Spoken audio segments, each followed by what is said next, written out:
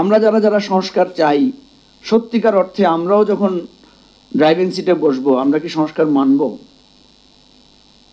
যদি দেখেন তাহলে দেখবেন যে এই প্রশ্নগুলোর মধ্যে খুব বেশি মানে আমরা খুব ভালো কিছু খুঁজে পাবো না।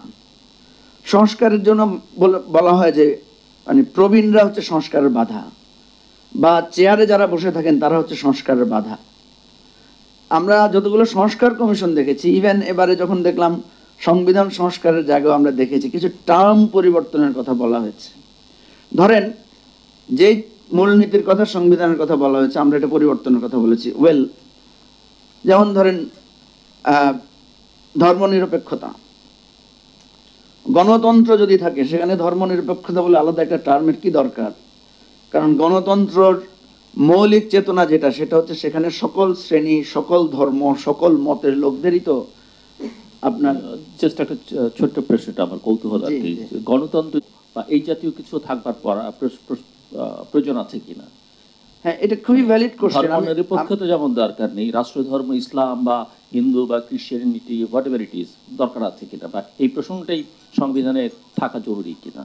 মজার ঘটনা তো আপনি জানেন জিল্লু ভাই, রাষ্ট্রধর্মের সেই পিরিয়ডটা আমরা যারা আমরা এরশাদের সময়টা সেটা হয়েছে সেটা জানি, পরে বিএনপি আমলে, আওয়ামী লীগ আমলে কেউ এটাকে টাচ করেনি, টাচ করেনি সেটাও জানি, কিন্তু এখন যখন একেবারে সবকিছু ভেঙে চুরে নতুন করে গড়বার কথা বা স্বপ্ন যারা দেখছেন বা চেষ্টা করছেন, তারাও এর মধ্যে হাত দিতে পারছেন না।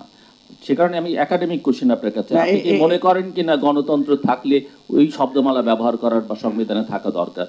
সত্যিকার অর্থে তো আসলে গণতন্ত্র থাকলে, যেমন পৃথিবীর বিভিন্ন দেশে যেখানে গণতন্ত্র আছে আপনি দেখবেন সেখানে কিন্তু সকল ধর্মের লোকদের অধিকার নিশ্চিত আছে। আমাদের দেশে আমরা যতটুকু ধর্মীয় স্বাধীনতা ভোগ করি তার চাইতেও বেশি স্বাধীনতা কিন্তু আপনার উন্নত দেশগুলো করছে, যেখানে ডেমোক্রেটিক স্টেট যেগুলোকে আমরা বলতে পারি যে প্রপারলি, ডেমোক্রেসি তো একটা জিনিস আমরা জানি যে এটা প্রপারলি ওয়ার্ক করা বা এটাকে অ্যাকুরেটলি এটাকে এস্টাবলিশ করা খুবই কঠিন, এবং যারা গণতন্ত্রের প্রবক্তা তারাই বলেছেন যে এটাকে অ্যাকুরেটলি করাটা হয়তো পৃথিবীতে অসম্ভব একটা ব্যাপার। এনিওয়ে, আমি আপনার সাথে একমত জিল্লু ভাই, সেটা হচ্ছে গণতন্ত্র যদি নিশ্চিত করা যায় তাহলে অনেকগুলো যে টার্ম পলিটিক্স আছে আমাদের মধ্যে সেটা কিন্তু অমিট করা যেতে পারে। সো ডিরেক্টলি আনসার দেননি আপনি, বাট আমি মনে করি যে আপনার মতামতটা আমরা পেয়েছি।